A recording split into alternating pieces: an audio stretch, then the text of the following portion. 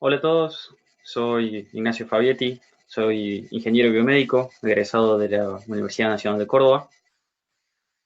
Les voy a contar un poco hoy de las aplicaciones de la inteligencia artificial en la medicina.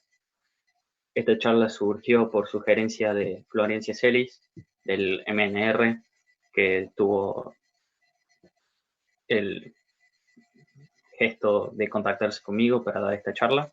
Así que bueno, muchísimas gracias al Centro de Estudiantes y vamos a comenzar. Bien, ¿qué vamos?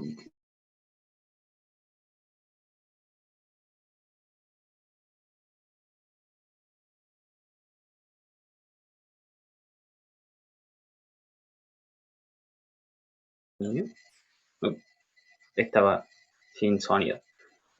Bueno, ¿qué vamos a estar viendo hoy? Bien. Hoy vamos a estar viendo qué es la inteligencia artificial y sus ramas, qué es la información médica y cuáles son sus formatos. Vamos a ver qué tipo de aplicaciones se puede ver y cómo esto ha impactado el mercado de la tecnología médica. Vamos a plantearnos un poco en el contexto en el cual uno se encuentra parado a la hora de empezar a ver con este tipo de herramientas y armar proyectos. Después, dónde conseguir datos y dificultades en el área. Y por último, un par de cursos útiles y por dónde empezar.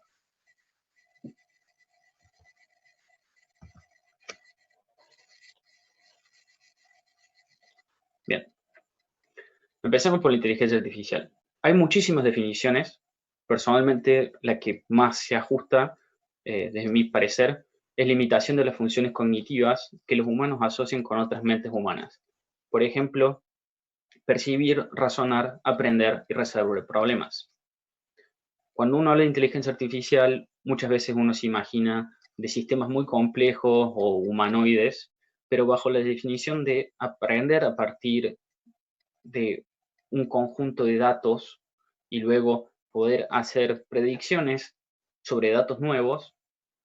Uno de los ejemplos más simples que surgen es la regresión, que muchos lo habrán visto en las materias de ingeniería, en el cual, dado un conjunto de pares de x e y, uno ajusta una función a la cual, si le entrego un x, a la cual no le mostré previamente, me va a predecir un valor ajustado. Ese tipo de funciones es muy parecido a lo que se trabaja en la inteligencia artificial. Como puede ver a la derecha, estos son tiene muchas ramas de inteligencia artificial. Brevemente vamos a ir una por una. Tenemos el aprendizaje automático, que dependiendo de cómo estén catalogados los datos, pueden ser supervisados, no supervisados, por refuerzo o profundo, en el caso de las redes neuronales. Tenemos el procesamiento del lenguaje natural, que es entender, por ejemplo, el texto. Sistemas expertos, visión por computadora. Un ejemplo claro son los sistemas de detección de patentes que se pueden encontrar en la calle. Reconocimiento automático del habla. Todo el mundo tiene su celular, algún sistema de detección de voz. Planificación y robótica. Bien. ¿Qué es la información médica? La información médica son datos relacionados con condiciones de salud, resultados reproductivos, causas de muerte y calidad de vida para un individuo o población. Este tipo de información viene de distintos formatos. Lo podemos encontrar como imágenes médicas, registros electrónicos de salud, señales biomédicas y secuencias temporales, ómica e información médica móvil. En las siguientes filminas vamos a ver ejemplos de cada una de ellas. Bien, empezamos. ¿Qué es una imagen médica? Una imagen médica es una representación de la estructura interna o función de una región anatómica. Tiene la forma de una matriz de elementos de imagen llamados píxeles, en el caso de 2 dimensiones, o voxeles, en el caso de 3 dimensiones.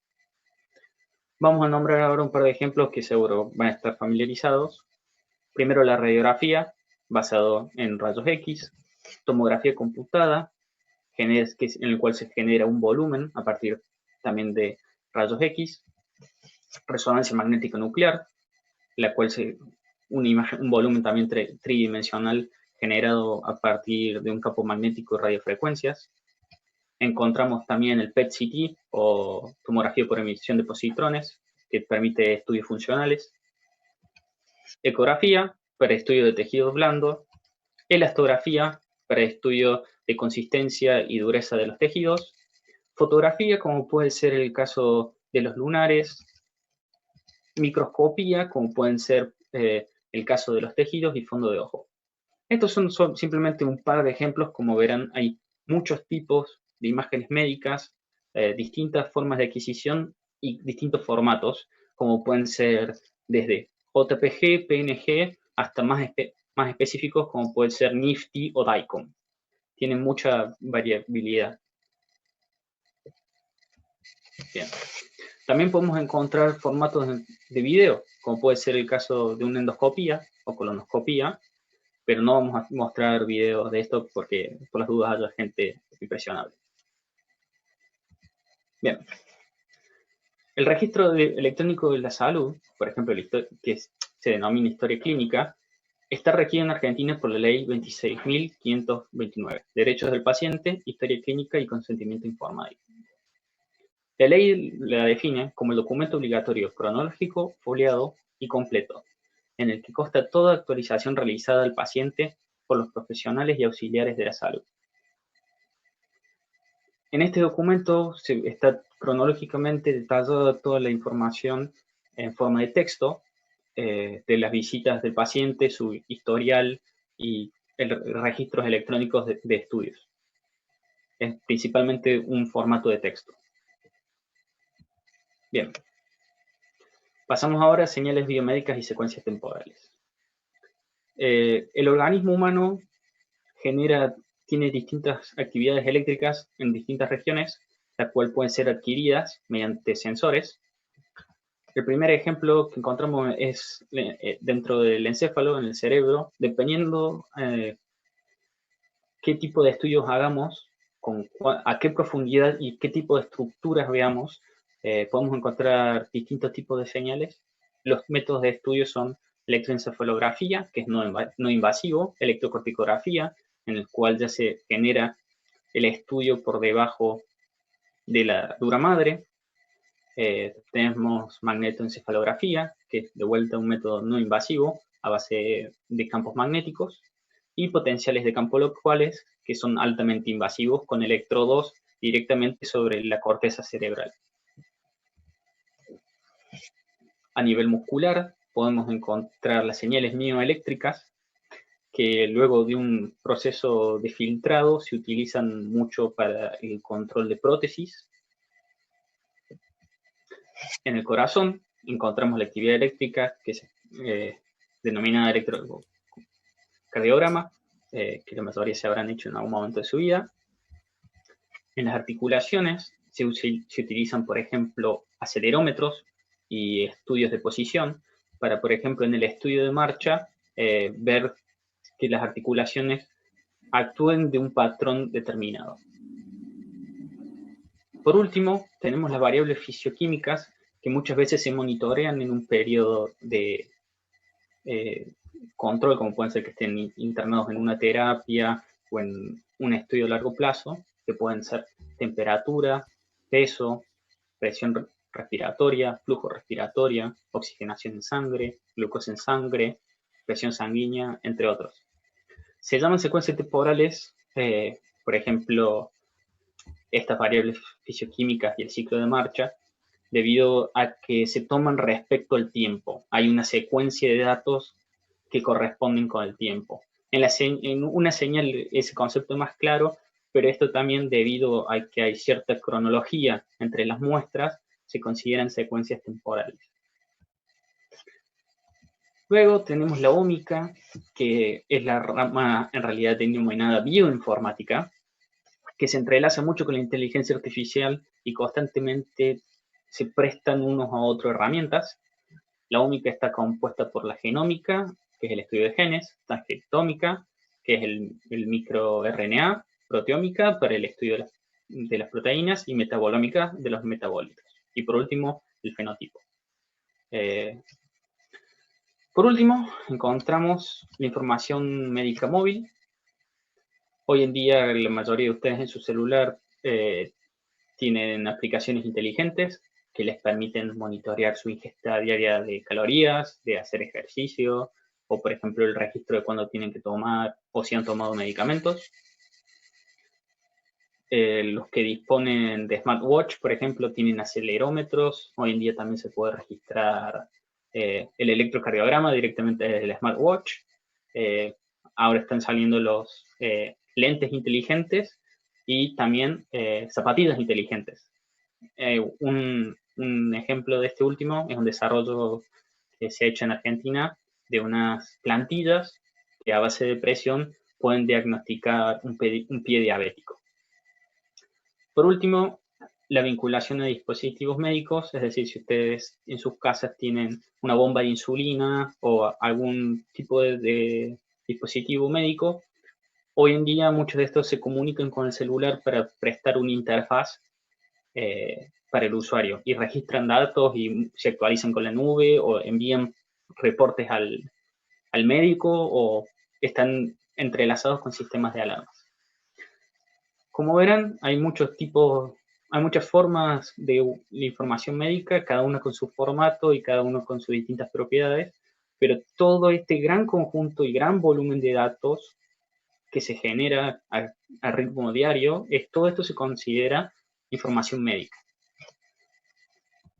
Entonces, ¿qué hacemos con todo este gran volumen de información? ¿En qué se está desarrollando la tecnología?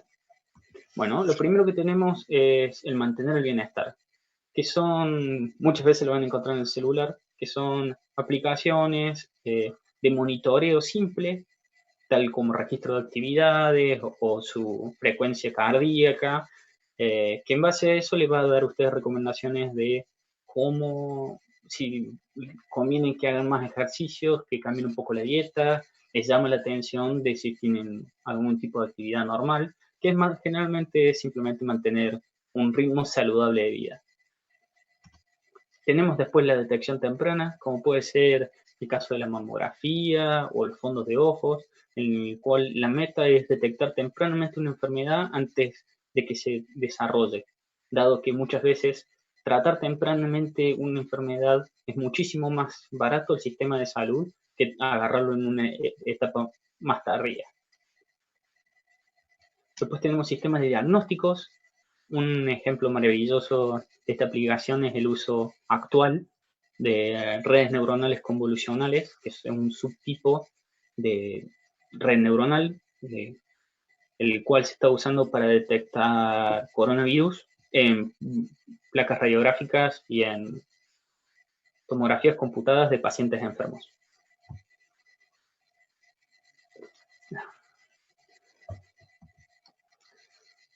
Otra aplicación es la ayuda a los sistemas de decisión.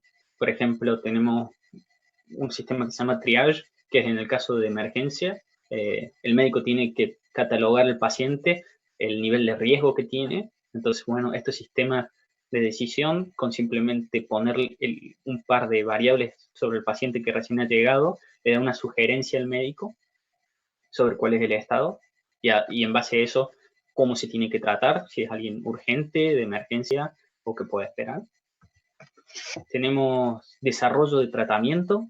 Hoy en día se habla mucho de la medicina especializada, que es decir, en vez de darle un mismo tratamiento a todo el mundo, el cual no necesariamente va a reaccionar de la misma manera, hay gente el cual va a ser altamente efectivo, hay gente que no va a producir cambio y hay gente que, es más, le va a ser peor.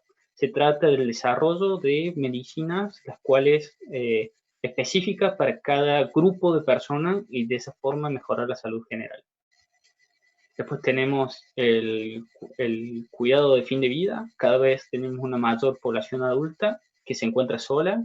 Entonces el desarrollo de robots y sistemas que estimulen la actividad y hagan compañía a este gran porcentaje de la población que cada vez es mayor. Investigación, bueno, de vuelta, desarrollo de fármacos, desarrollo de tecnologías nuevas y todo lo que permite tratar a la salud. Y por último, entrenamiento. La inteligencia artificial tiene la capacidad de generar distintas situaciones para que los médicos practiquen fuera de los casos usuales. Entonces, para ayudar a formar a médicos en casos en los cuales no son común verlos. Bien. Veamos un poco cómo estas aplicaciones se trasladan al tema de los mercados. La inteligencia artificial, el mercado de la inteligencia artificial en la medicina tiene una tasa compuesta de crecimiento anual de 50.2%. Ese es el interés que se gana anualmente, ese es el estimado del año 2018 a lo que va a ser el 2025. En Estados Unidos, simplemente el área de imágenes médicas y diagnóstico va a tener 1.8 billones de dólares. Ese va a ser el tamaño del mercado para 2025. Y el área de descubrimiento de drogas va a ser también un poco arriba de 1.8 billones. Después tenemos sensores usables, 400 millones de dólares. ¿Y todo esto qué significa? Que va a haber muchísimos puestos de trabajo que van a necesitar ser cubiertos. Si vamos a la empresa más grande que hay, Google, podemos ver que ellos ya están trabajando en 5 patologías específicas, que son problemas de ojos, diabetes, enfermedades cardíacas, Parkinson y esclerosis múltiple, y se taclea estos problemas desde 3 perspectivas, desde generación de datos, es decir, colectar pacientes y guardar su información, detectar la enfermedad y desde cómo y también dar herramientas para el día a día y el manejo de la enfermedad.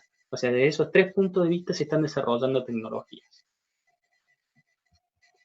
Bien, la pregunta que siempre uno se hace cuando lee todas estas noticias de sistemas de alta precisión, si va la inteligencia artificial a reemplazar a los médicos.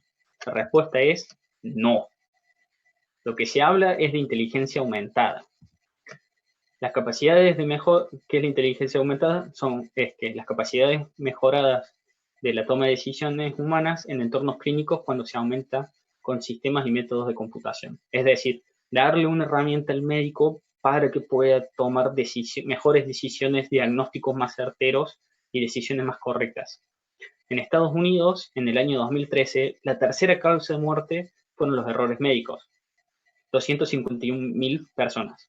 Entonces, estamos hablando no solo desde el punto de vista de la salud en general, sino también si lo quieren ver de un punto de vista económico, porque cada uno de esos errores médicos, en Estados Unidos principalmente, terminan en juicios.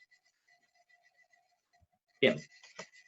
Entonces, digamos que ustedes quieren empezar con esta rama de la medicina desde el punto de vista de la informática. Entonces nos paramos en el área de la salud, que es donde estamos, siempre teniéndose en cuenta, ¿qué se va a desarrollar? Va a ser un sistema de apoyo de decisión, para lo cual lo primero que uno hace es mirar a los trabajos previos, es decir, qué papers se han publicado en el área, lo cual a uno le va a dar conocimiento de qué métodos ya se han usado, de dónde esas personas sacaron datos y sobre todo va a tener una vara contra la que medirse. Va a saber contra qué valor va a estar peleando uno. Las herramientas que van a usar va a ser la inteligencia artificial y para poder usar esas herramientas lo que van a necesitar son datos. Para lo cual le traigo acá una lista de 5 repositorios. El primero es Kaggle. Kaggle es una plataforma de competencias muy conocida, en el cual constantemente se ponen retos, generalmente por dinero, y hay varios de esos retos que han sido de salud. Por más que esos retos hayan terminado, ustedes pueden seguir accediendo a esos datos y de vuelta van a tener los resultados de esa competencia para compararse. Después Aliward es una recopilación de bases de datos abiertas, en la cual van a encontrar muchísimos tipos de información. Después tenemos los grandes retos en imágenes biomédicas. Esta página lo que tiene es que almacena los datos de competencias de congresos que constantemente se están actualizando, tienen desde el año 2007, Entonces la cantidad de repositorio es bastante grande. Van a encontrar todo tipo de tareas, desde identificar patologías hasta, por ejemplo, encontrar cierta patología en una imagen. Y es muy bueno, la recomiendo, y sobre todo que van a poder participar. Después en GitHub van a encontrar muchos repositorios de datos. Particularmente el que puse acá es el de una persona que se tomó el trabajo de recopilar bases de datos abiertas en Internet y competencias varias.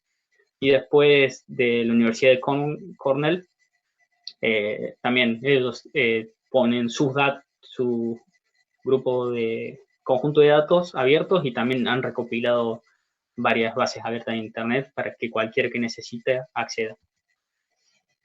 ¿Cuál es la problemática de usar bases públicas? La primera son los pocos datos. Muchas veces van a encontrar que como no hay recompensa por compartir los datos, es uno de los problemas que hay, muchas veces las bases de datos son muy chiquitas, sobre todo porque a veces también cuesta conseguir pacientes. Después, bases de datos mal anotadas, es muy difícil que uno darse cuenta, pero a veces si uno busca, más de una vez encuentra algo mal catalogado. Por ejemplo, un paciente sano está catalogado como enfermo, y uno tiene que ser cuidadoso y tratar la información antes de entrenar algún modelo. Mala calidad de los datos, por ejemplo, en un fondo de ojo, a mano izquierda tenemos cómo debería ser una imagen normal, y a mano derecha tenemos 4 casos de poca luz, mala nitidez, ruido y simplemente mal tomada. Y va a depender de ustedes si consideran que esos datos sirven o no. Y por último, disponibilidad de muestra representativa por clase.